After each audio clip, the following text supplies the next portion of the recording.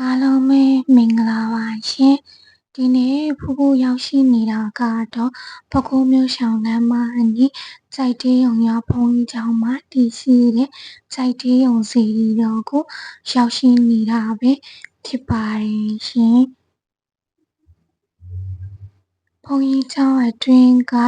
ဒီစေတီမှာဆိုလို့ရှိရင်ရှေးဟောင်းဘုရားဆင်းနူးတော်တွေကိုဖူးမျှော်တွေ့နိုင်ပြီးတော့ယနေ့ခေတ်ဖူးဖူးတို့ပူဇော်နေကြဖြစ်တဲ့ဘုရားဆင်းနူးတော်တွေနဲ့ကွဲပြားခြားနားနေတာကိုသက်ပယ်စွာဖြင့်ဖူးမျှော်တွေ့နိုင်တာပဲဖြစ်ပါတယ်ရှင်။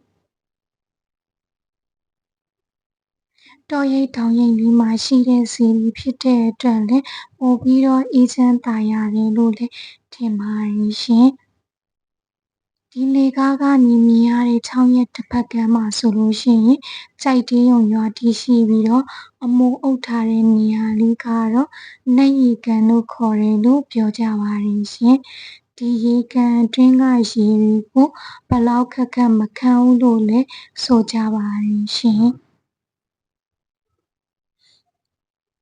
ဒီလှေကားလေးတွေကတော့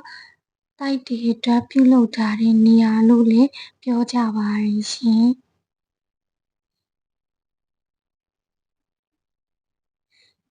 မိုးရင်းဘက်ကျလို့ရှိရင်ရေတွေတက်လာပြီးတော့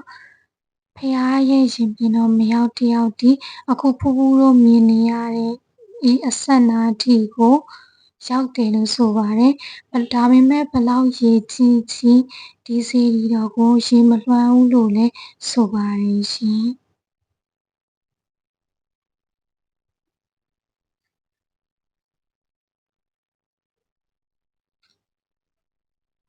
အခုနောက်ထပ်မြင်တွေ့နေရတာကတော့တိုက်တွေအတွက်နောက်ထပ်ပြုလုပ်ထားတဲ့လှေကားပဲဖြစ်ပါတယ်ရှင်။ဘာဖြစ်လို့လှေကားနှစ်ခုလုပ်ထားရလဲဆိုလို့ရှိရင်တိုက်တွေကတစ်ခုနဲ့တစ်ခုမတည့်တဲ့အတွက်နေရာခွဲပေးထားတာလို့လည်းပြောကြပါတယ်ရှင်။ကျိုက်ထေးရုံစေတီတော်မြတ်ကြီးကိုသက်ပယ်စွာဖူးမျှော်တွေ့နိုင်တာပဲဖြစ်ပါတယ်ရှင်။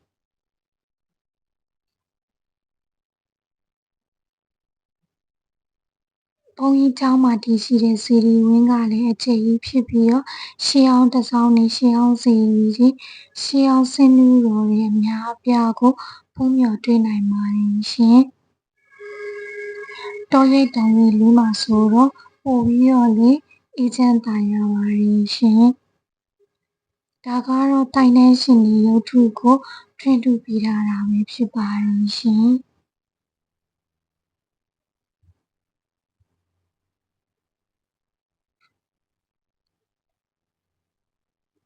ဒီဘက်တစ်စောင်းမှာဆိုလို့ရှိရင်တော့ရှေးဟောင်းဘုရားခြေဆင်းနူးတော်တွေကို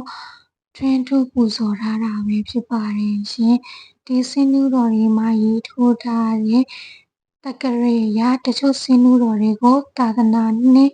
ရာဂဏန်းလောက်မှာထွင်းထူးထားတာဖြစ်ပြီးတော့တချို့ဆင်းနူးတော်တွေကိုသာသနာနှစ်1000ကျော်လောက်မှာထွင်းထူးထားတာဖြစ်တယ်လို့ရေးထိုးထားတာကိုဖူးဖူးတို့မြင်တွေ့ခဲ့ရပါတယ်ရှင်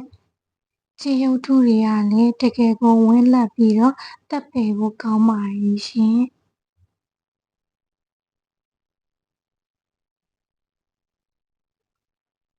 ဒါကြောင့်မို့လို့7 ရက်သားသမီးများဖူးမျှော်တွေ့နိုင်အောင်ပြန်လည် sharing လုပ်ပေးတာဖြစ်ပါတယ်ရှင်။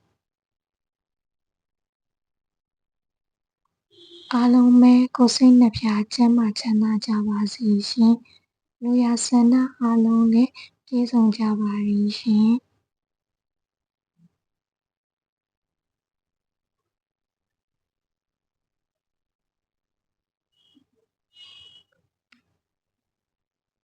7 ရက်သားသမီးများအားလုံးကျန်းမာချမ်းသာကြပါစေလို့ဆုမွန်ကောင်းတောင်းပေးပါတယ်ရှင်။